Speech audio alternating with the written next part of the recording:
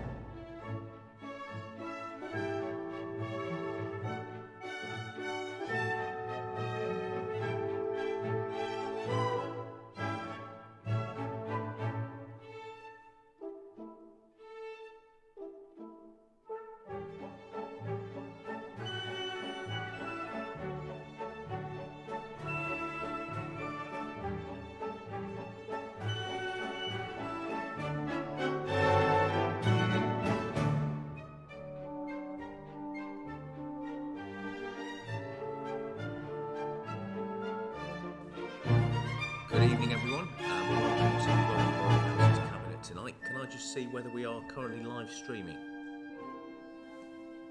Fine, thank you very much.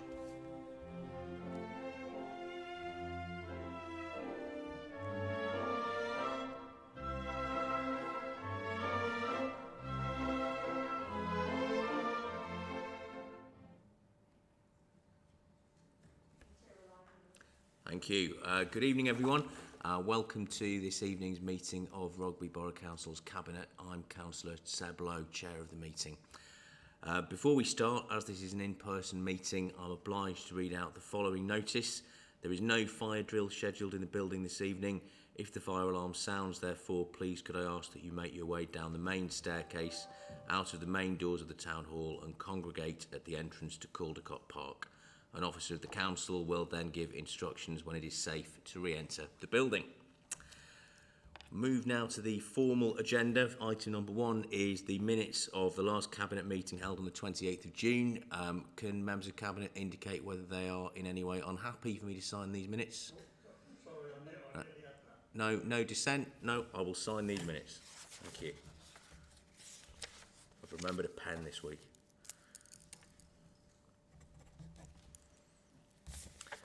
Item number 2 is apologies for absence. Do we have any apologies for absence, Executive Director?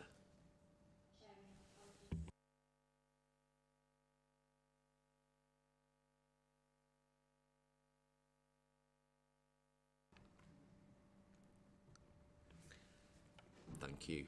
Could you turn your microphone off, Manny? Thank you. Now, item number 3 is the declarations of interest. First of all, do we have any declarations of non-pecuniary interests as defined by the Council's Code of Conduct for Councillors?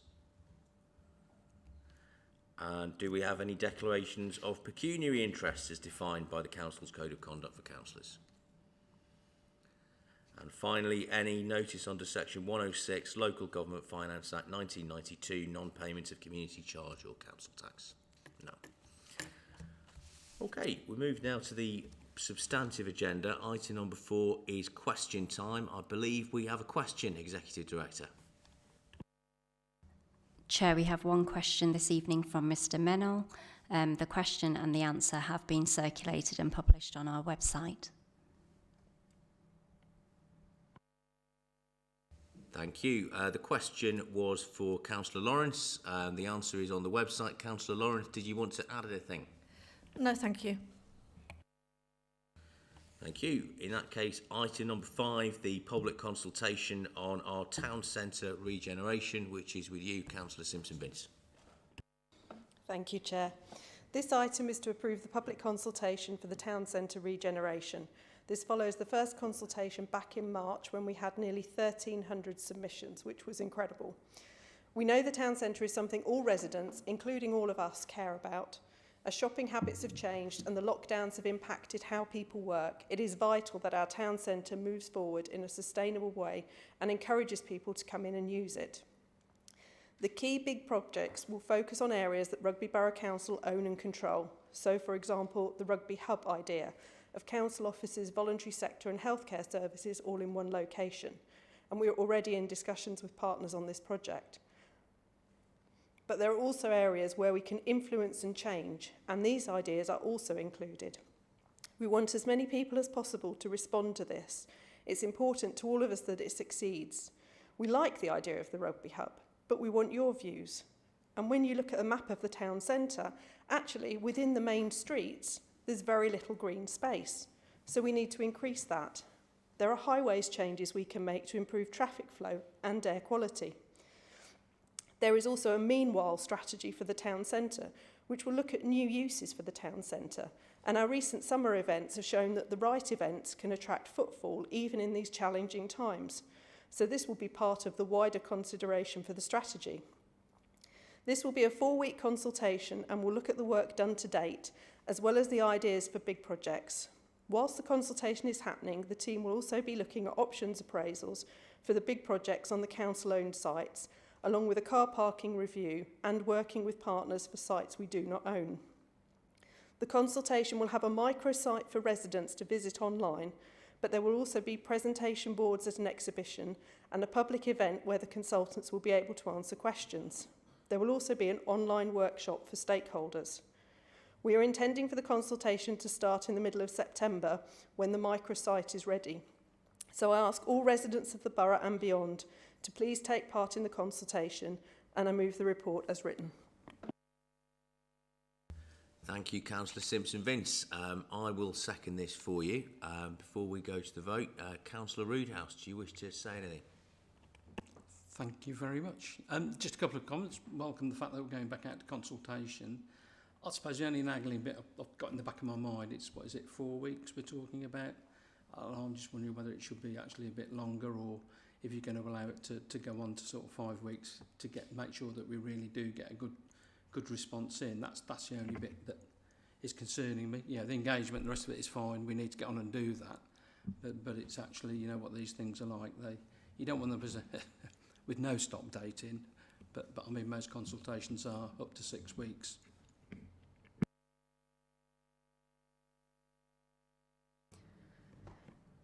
Yeah, we've had quite a lot of discussion about length of time of consultation actually, and the consultants feel that actually having a shorter time, the 4-week time, actually does focus people's minds and get a lot of the responses you need, and most of them tend to come in at the front.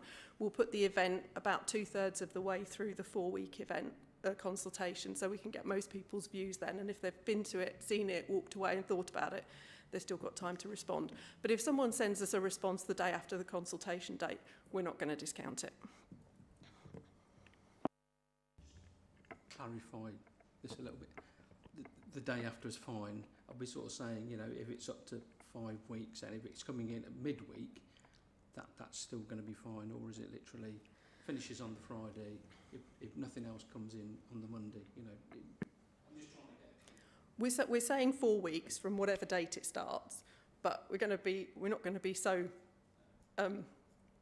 unhelpful that if something happens to arrive a day later, we're not going to discount it. Thank you. Councillor Brader. Thank you. I was just not quite clear on the substance of how the consultation is going to be presented to people. I just wondered if there's any more detail on that for the wording of it. And is it a case of, I know we had the original consultation a little while back about what people's priorities were, but is it a case of we're going to people with some preset ideas? You mentioned the rugby hub, for example, and saying, what do you think of this? Or is it a bit more open than that? Is there space for people to sort of provide their own ideas of things that they would like to see, or how buildings could be used in the future? And the other thing, just quickly, I think we've always got to be aware of digital exclusion. And I know the microsite has been set up, that'll be very easy for a lot of people. And there's going to be a kind of in-person event or an open evening or something. Is there any capacity for people just to like post a letter if they can't get out or if they can't attend those events? Yeah, so the microsite is obviously going to be a website that has all the information on for the consultation. There will be large presentation boards that are currently being finalised that will probably be in Ragham, and we're looking at whether we put in another location as well, so people can go along at any point during those 4 weeks and see what the suggestions are. And then, yes, there'll be a public event where people can go along and ask questions and talk. But yeah, people can send in a letter, people can give us different ideas. We just want to hear from everybody. So yeah, the more the better. Quite right too. The more the better. The more people respond to this, the better for everybody.